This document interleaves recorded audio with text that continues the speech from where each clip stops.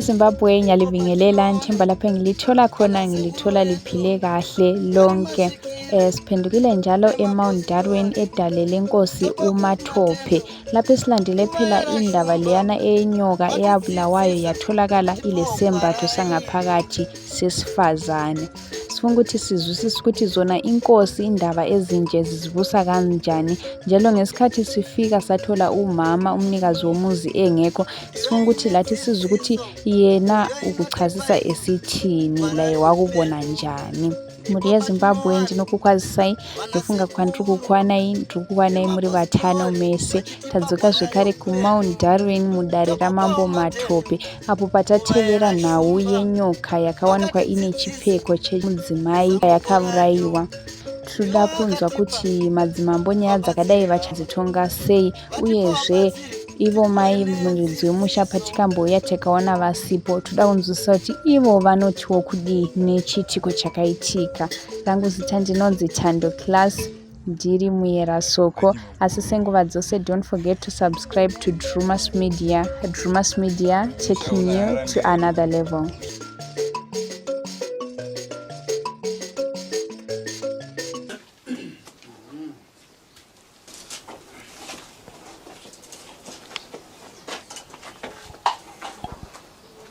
SABHUKU Matope akana kuya pano. Tinakuwa huko. Ko SABHUKU Madimutsa. Tinakuwa huko. Right. Dare ranga richida kutsanangurirwawo kana makambonzwa kuti pamba pasvika mumapurisa amambo. Nyaya yonyoka yakauraya pamba. Makwanisa kutsanangurirawo dare rinzwe kuti zvakafamba sei nezvakamira sei. Pamusoro inini ndakanga ndisipo, ndakanga ndaenda kuna mukaradzi. Saka ndadzoka mangwana nokuti nani ndinorara komba kwa amai. Ndakaona mwana mukomana achindiudza kuti amai pakauraiwa nyoka. Asi ndakasvikawo nyoka yauraiwa. Ndakatora nyoka ndakapisa. Hana zvakanditsanangurira zvakawanda. Saka inini ndobva ndangobvunza kuti yanga iri paisvanzi yanga iri paseri pobhedhura. Ndangoti wo. Ndobva ndagara pamba. Saka musi wa 19 ndobva ndakazonzwa vana vachiti. Apo muroora ndakamubvunza bhati ndandisipo amai. Saka musi wa 19 ndobva ndakazonzwa vana vachiti pauya vanhu vanga vane mupurisa wakwamama. Ndobva ndazotumirwa mwana naSABHUKU ndichinzi muri kudiwa kwamama. Ndobva ndauya panapa iri Friday musi waenda kutambira vanhu kuMadhona. Ndobva ndadzoka futi Saturday. Ndobva ndakasvika apa pane mhemberero dzaiitwa. Ndobva ndaenda pana baba muchangani. Ndobva ndataura ndikati ndauya ndakanzwa shoko richiti ndiri kudiwa kuno. Ndobva vati chitsanga imatsvaga mupurisa akauya kubva kwenyu. Ndobva ndaedza kutenderera asi ndakambogara chaizvo ndichitenderera kutsvaga mupurisa akauya kumba. Handina kukwanisa kumuona zvokuti kwakumasikati ndakauya kuseni. Ndobva ndobva ndadzokera kumba iri Saturday yapera. Ndobva ndazonzwa futi shoko richiti uyai Sandi nemupurisa takasangana kwaJosi. Ndokuya kwandaita. Asi handikwanise kutsanangura nokuti inini hapana zvandakaona, hapana zvandakanzwa. Mwana ndiye akatongonditi amai pakauraiwa nyoka, asi haana zvakakwanisa kunditsanangurira kuti zvakamira sei. Ndo manzwiro nomazivire andinoita. Munokuziva sewaridzi wezvimboka nezvaakuzivikanwa nenyika yeMatope zvinenge zvishoma. Kamuna kutoudzwa kuti nyoka yauraiwa yanga yakaita sei? Mwana akangonditi amai pauraya nyoka, hana zvakanditsanangurira. Kana kuti ndizoonawo munhu akauya pamba pangu kundiudza izvozvo. Kusvika pari zvino handina. Kana SABHUKU? Handina. Oh. Mudhara kachisa hana kutombokushedzai kumba? Mudhara wapi? SABHUKU muMatope. vakazi avana ko ni hanzvadzi yenyu yakamboya kuno akatuma mwana wachinditi mukudiwa kwamambo saka imi kutotyana handiti nani ipapo pamalaini penyu paita anditobia sakauya takaramba nyaya iyi tikachienda kuisa kuna sabhuku mukuru namudhara matope mudhara kaziso kuti ataure nemi panhau yacho kuti chituko chakaitika pamba chakamira sei saka hamuna kutoshedzwa ini ndakazogonzi ndikudiwa kuno iwo kuti wakubvunzei kuti mukudirwei havana havana saka mukutyanana kana muchityana sabhuku akutotya mwana waanotonga pazvirenje saka imimi zvatakitaka nyaya havana ba nyaya yatakutisa kumasabhuku kuti vazive kuti mwana haachiwe ndizvo chaizvozvo nyaya yatakisa ku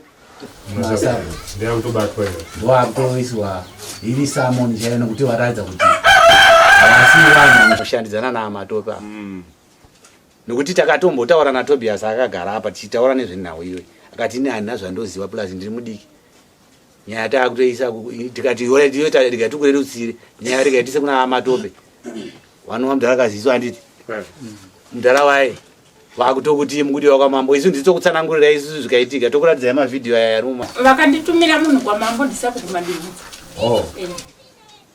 ivo havafanira kutenga vachidaro kaimi musina kuona amatope chaivo vanofamba nekatsvimbokatema waya handimunovaziva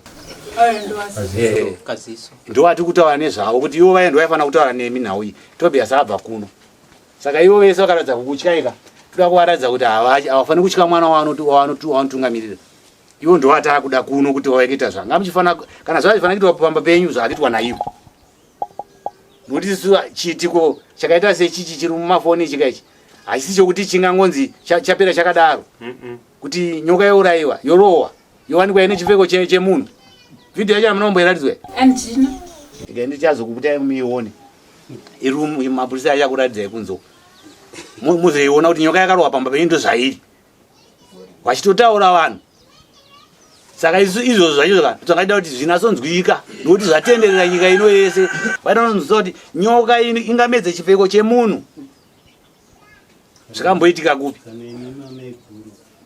kufunga kwenyu pangu inini handina kumbouraya nyoka iyi sei ndisina kudedzwa kuno imimi zvifungirewo kuti mega kuti kuuraya nyoka ndirogona here kuenda kwamambo sei ndanzi ndiende kwamambo nyaya iyo ikana ikashedzerwa masabhuku tiwayo still imimi munoita se munopinda mazviri nokuti zviri kunzi zvikaitikira pamba penyu de muri vamwe mangoedza kutambanudza nyaya ishikaita se ishikanaka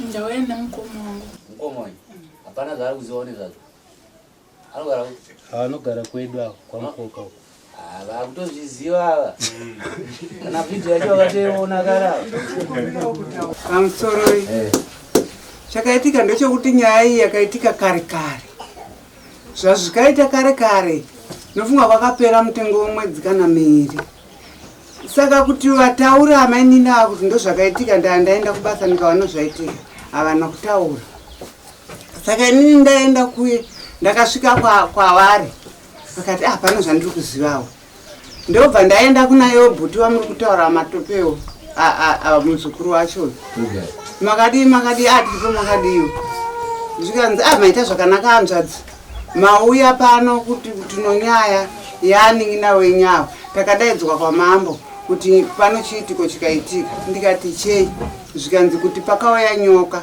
mwana anogara naye akanga achida kupinda mutoireti apinda mutoireti muya haana kupinda ba akangokanda heti yake ndokubva atarisa ndokuona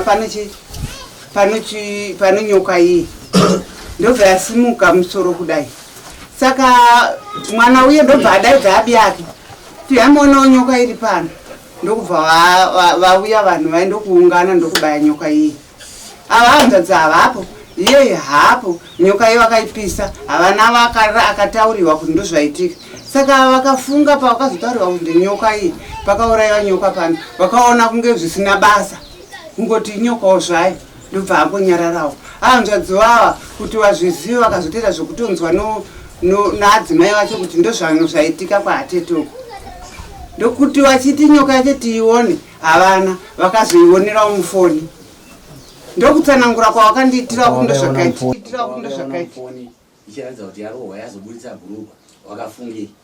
zvokufunga ndozvandisina kuziva akangotiwo ndaandichi pandadaidziwa kwamambo vati kwahana here kukutaurira iwo kuti ndozvakaitika pamba pangu ndikanzi aiwa havanaba ndikati ko vakaita sei pamwe akatya kana ye mwana wacho ndimorisi mwana we Morisi akazosvika nyoka yauraiwa akapisa ndiani Morisi iye chibwada achipisa nyoka ine bhurugwa haana kutya haana kurwana haana kuti nyoka yorowa kuti pa yotsemuka kudai yobuda bhurugwa mukati opisa nyoka iyoyo danga vakatesa mukapepa kwayanayo kwamambo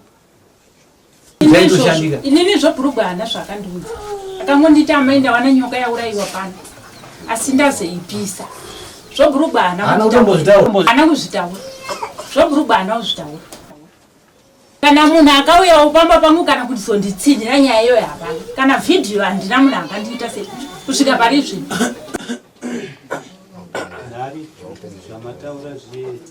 masabhuku ndeyari kuya kunyaya yacho masabhuku ndeyachaya kunyaya yacho ndowachairipira nokuti isu taitarisa kuti chitiwo chakadaro kana chaitikaka munongotora nyoka yachoiswa mukapepa yotakurwa yoyakupi yoya kuno zvinozoitwa kuno zvinoitwa anowaridzi vanoita zvepasi handiti ndizvo panowaita zvepasi woita zvinoitwa handiti nyaya inenge yatopera kubva kuna sabhuku kumaraini zvino kana zvakuigwa ikokuyoko zvipiswa ikokuye dota racho richichengetwa ikokuyoko kuna chakadaro chinoregerwa chichingoenda chega saka imimi yapera musaenda kwaudza kuti chichabuda ikoko yenyu yatodarika siyakushanda nemasabhuku ndo anovashandiwa mambo chichorei mubude mumwe muiono mhuli yezimbabwe iyo phela indaba kade silayo namhlanje ngithemba lizizwela ukuthi indaba leyi kayisacacanga kahle ngoba umamothi yena hayi indaba kayazi yena akwaziyo ukuthi ubizwe edale ebizwela ukuthi kuthiwa kule nyoka eyabulawayo ukuthi inyoka yayilesembatho sangaphakathi ukuthi khonokho angikwazi ukuthi omakhelwane bamtshela yini ukuthi haya kula makhelwane wangitshelayo ukuthi inyoka yayilesembatho sangaphakathi akula video engalibonanga mina ngibuyile lami ukuthi ngizozwisisa ukuthi kanti ukubulawa kwenyoka yikho engingakubizelwa edale yini so izinkosi sezibisela indaba kubo SABHUKU ukuthi kanti bona why bengachaziselanga umama ukuthi indaba ayibizelwa edale imi kanjani so lathi sizabona ukuthi hayi kuzaphetha ngani kuzahanjiswa kanjani muri yezimbabwe ndo nawo yatanga tinayo muzuva ranhasi ndofunga manzwa kuti nyaya haina kunyatsobuda yakanyatsojeka nekuti amai vari kuti hapana chandiri kuziva zvekuti nyoka yange ine chipfeko chemukati handizviziva handina kutomboona kana vhidhiyo handina kutomboudzwa nevana kana vavakidzani chero ivo vamakatuma havana kunditsanangurira kuti ndo nyaya iripo saka nhau yadzoserwa kune vatumwa vamambo nemasabhuku kuti sei imimi musina kutsanangurira Amai kuti chii chaita kuti vadedzwe Kudare saka ndo nhau yatinayo hatizivi kuti vachazoigadzirisa sei tichazomirira kunzwa pazvirongwa zvinotevera yangu zita ndinonzi Thando Class ndiri Mancuve senguva dzose musakanganwe kusubscribe kuDrewmas Media taking you to another level. Goodbye my friends, goodbye my friends, wakamboonana tichazoonana nerimwe zuva hama dzangu. Goodbye my friends, goodbye my friends, wakamboonana tichazoonana nerimwe zuva hama dzangu.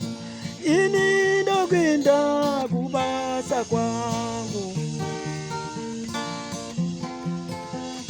iwe makiwe mkaranga,